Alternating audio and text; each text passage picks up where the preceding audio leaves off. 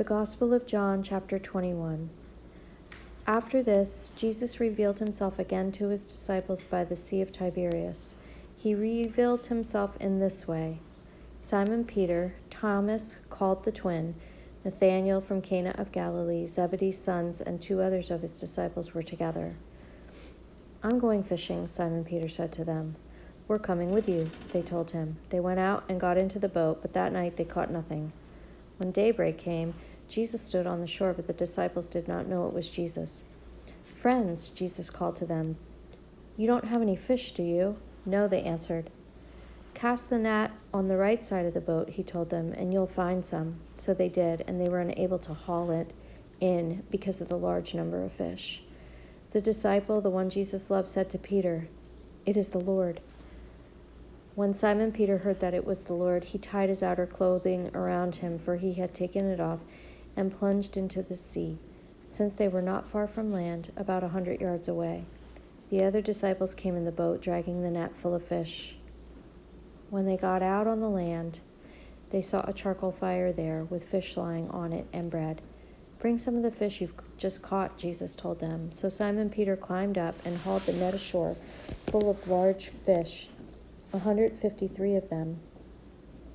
Even though there were so many, the net was not torn. "Come and have breakfast," Jesus told them. None of the disciples dared ask him, "Who are you?" because they knew it was the Lord. Jesus came, took the bread, and gave it to them. He did the same with the fish. This was now the 3rd time Jesus appeared to the disciples after he was raised from the dead.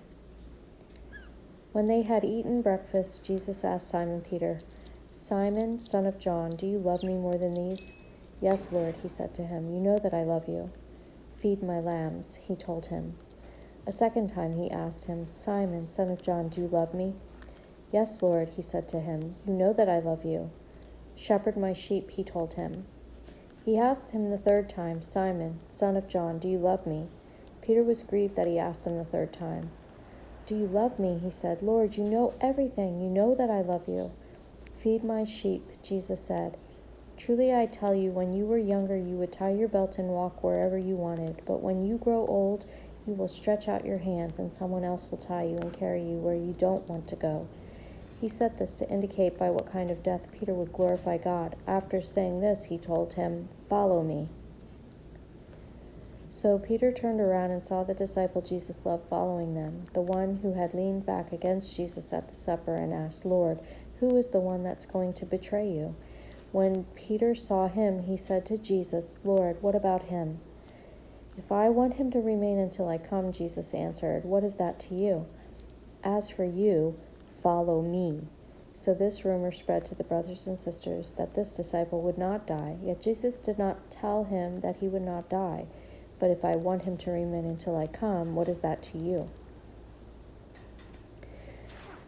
This is the disciple who testifies to these things and who wrote them down. We know that his testimony is true.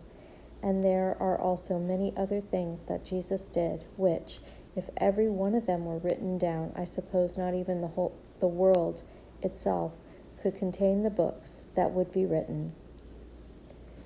This is the word of the Lord. It is absolutely true and given to us in love. Thanks be to God.